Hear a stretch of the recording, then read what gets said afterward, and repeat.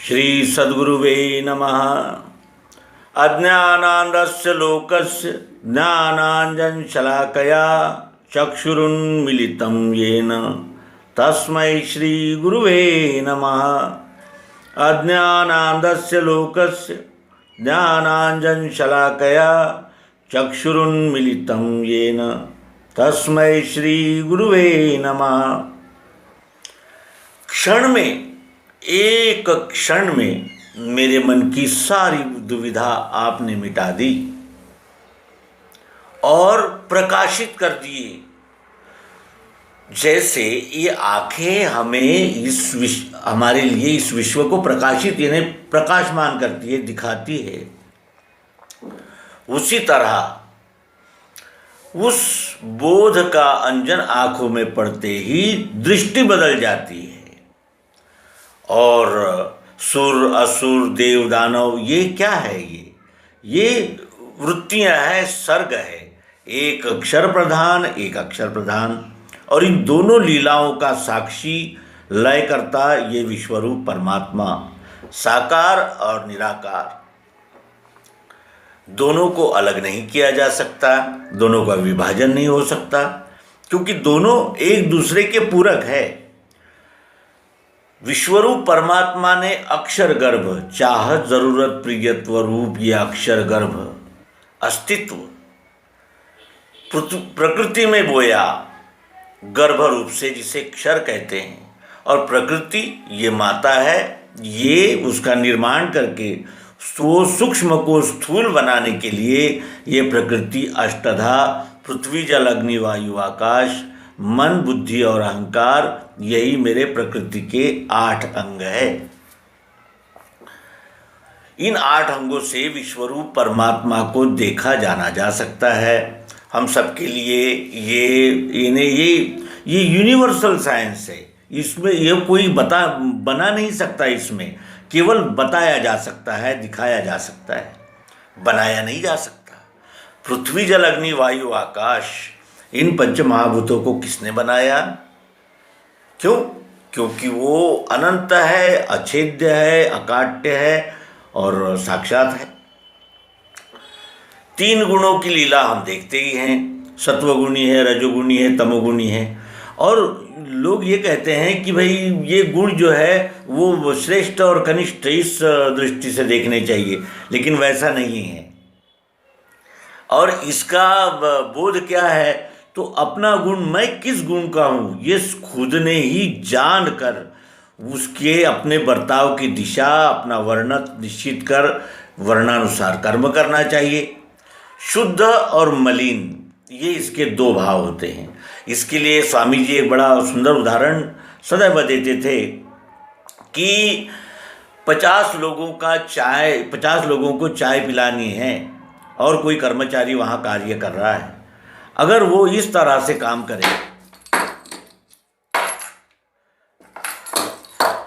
तो वहाँ जो 50 लोग जमा चर्चा कर रहे हैं उसमें विघ्न आएगा या नहीं, व्यत्यय आएगा या नहीं? आएगा अवश्य। लेकिन उसी जगह अगर कुशल कामगार वहाँ लगा है और वो व्यवस्थित कार्य कर रहा है, जिसमें कोई आवाज़ नहीं हो रहा है, बिल्कुल इस तरह से चुपके से उठा के बिल्कुल धीरे वो, क्योंकि वो जानता है कि यहाँ चर्चा हो रही है, यहाँ कोई बातचीत हो रही है।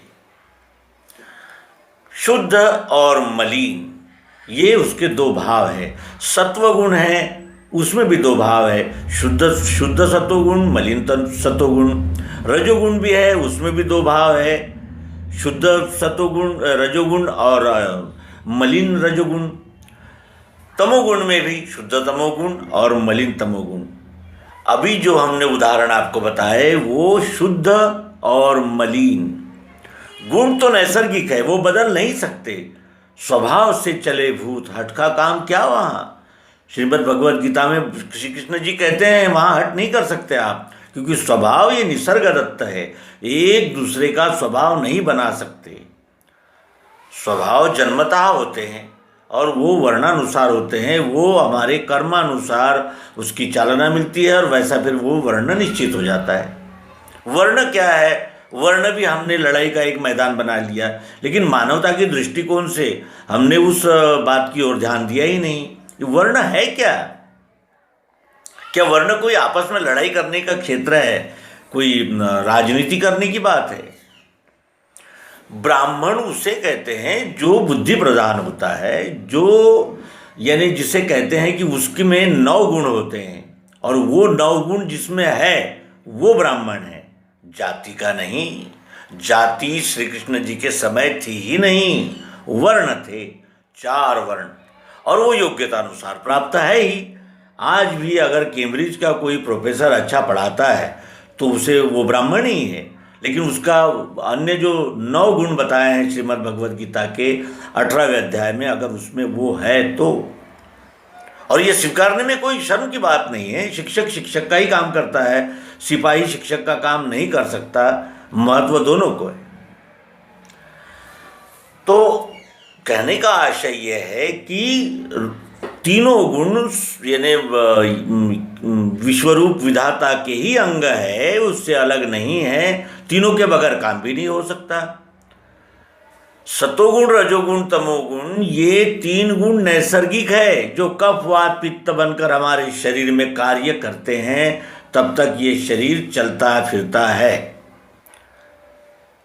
ये तीनों गुण जब एक हो जाते हैं, यानी समाप्त, यानी जिसे कहते निकल जाते हैं या फिर रूपांतरित हो जाते हैं, तब ये शरीर भी रूपांतरित हो जाता है। और कफवात पित्त कैसे बनते हैं? तो अन्न के द्वारा बनते हैं। अन्न हम भक्षण करते हैं, उसके द्वारा रस रक्त बनता है। उसी तरह सूक्ष्म रूप से कफ वात पित्त, इन 3 नाड़ियों में एक नाड़ी चालना प्रमुख चालक रहती है, दोनों उसकी सहायक रहती है। कभी सतोगुण के साथ रजोगुण सहायक होता है, तो कभी सतोगुण के साथ तमोगुण सहायक होता है, आगे होता है। तो ये आधा भाग और 2 भाग आधे आधे, इस प्रकार वो ये गुण का चक्र है। तो ये कहने का आशय ये है कि ये अष्टधा प्रकृति है, उसमें ओत प्रोत व्याप्त चाह जरूरत प्रियत्व रूप अक्षर मिठास।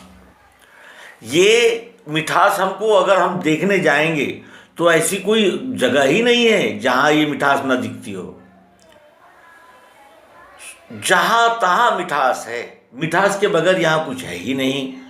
और हम भी देखते हैं कि हमें यानी लकड़ी भी प्यारी है, सोफा बनाने है, और लोहा भी प्यारा है, अलमारी चाहिए हमें,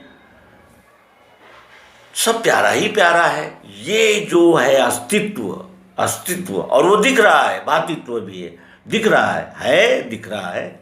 और कैसा?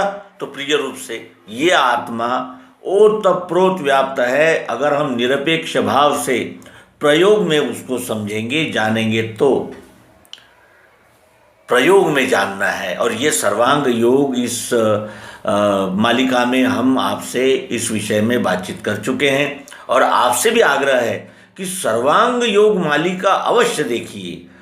अन्य कोई यानी आपने यानी ये अंक नहीं देखे तो कोई बात नहीं है, लेकिन सर्वांग योग के संबंधित जितने अंक हम देते हैं वो आपने अवश्य ही देखना चाहिए मित्रों। यही तो सद्गुरु की कृपा है, महिमा सद्गुरु की, निज बोधार्थ है कई, और ये ही में बोध होते ही मुक्ति है ब्रह्मजाल से।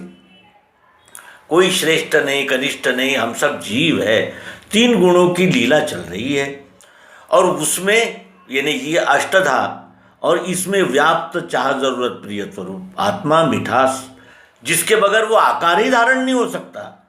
अगर इस वस्तु से हम इसका उपयोग निकाल लेंगे तो इस वस्तु का अस्तित्व आ सकता है यहाँ। पहले उपयोगिता, और उसने उसके बाद उसकी उपयोगिता के संदर्भ में बना हुआ ये एक आकार, एक वस्तु अन्योन्याश्रित। लोहे का है ये, पलंग भी लोहे का है। ये अन्योन्याश्रित संबंध जो है यही अक्षर भाव है, और इन दोनों भावों का लय। इस वस्तु से हम लोहा अलग नहीं कर सकते क्योंकि वो लोहे से बनी है, लेकिन अगर कोई हमें लोहा ही लाके दे तो हमें नहीं चाहिए, हमें ताला ही चाहिए। इस तरह पुरुष प्रकृति का जोड़ा सनातन है जान तू, और इस तरह वो विश्वरूप परमात्मा अब विश्वरूप परमात्मा है ये हम कहते हैं, लेकिन परमात्मा यानी परमात्मा माने क्या? परमात्मा माने क्या? अब मैं ही संपूर्ण विश्व हूं, ये इतना विशाल अंतःकरण, मैं ही संपूर्ण विश्व हूं, ये विश्व ही मैं हूं। मैं अग्नि हूं, मैं आकाश हूं, मैं पृथ्वी हूं, मैं जल हूं, मैं वायु हूं, चमड़ी वायु हूं मैं सतोगुण भी हूं, मैं रजोगुण भी हूं और मैं तमोगुण भी हूं। अगर हम अपनी दिनचर्या की ओर ध्यानपूर्वक देखें तो हमें ऐसा दिखता है कि कभी हम सतोगुणी मनस्थिति में होते हैं, कभी रजोगुणी मनोस्थिति में होते हैं, तो कभी तमोगुणी मनस्थिति में होते हैं। कंजूस व्यक्ति भी कभी कभी दान दे देता है, कहता है कि चलो दे ही दो, देखिए दो क्या करें। आश्चर्य है, क्योंकि ये तीनों गुणों का फेरा सतत लगा रहता है, बनना, रहना और मिटना।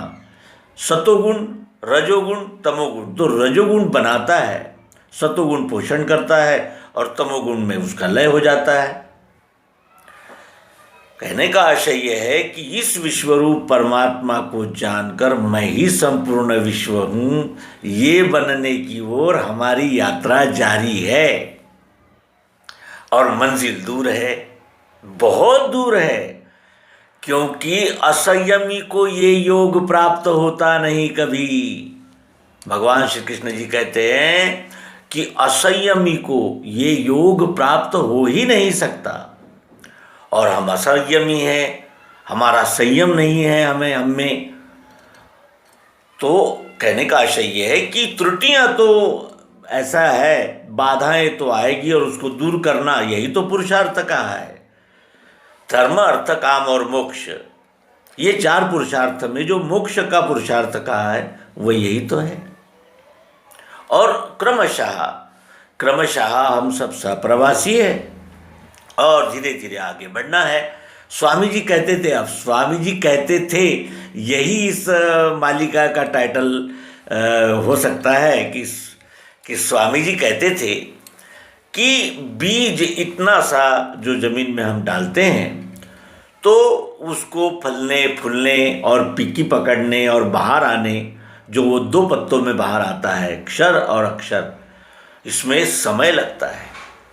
उसी तरह ये जो अभ्यस्त हो गया है, जो देह ही मैं हूँ, देहाभिमान का जो अभ्यस्त हो गया है, वो ही अपने आत्म रूप को जानने का प्रयास कर रहा है। वो भूल गया है मैं कौन हूँ। वो समाज कहता है आप अध्यक्ष हो, तो हम भूल जाते हैं कि हाँ हम अध्यक्ष है। फिर तुम उस पंथ के हो, इस पंथ के हो, उस मालिका के हो, उस विचार के हो। ये इसमें से निकालना यही सद्गुरु की महिमा है, और वो निज बोधार्थ है। कहीं निज बोध के लिए, अपने आप के लिए है, वो उपदेश के लिए नहीं। तो इसका भान रखते हुए हम कुछ एक अध्यात्म से हटकर एक प्रश्न आया है, तो उसका भी विचार हम अपने मित्रों के साथ साझा करेंगे और मिलते हैं आगामी अंक में। नर्मदे हर। सद्गुरु भगवान की जय। विश्वरूप परमात्मा की।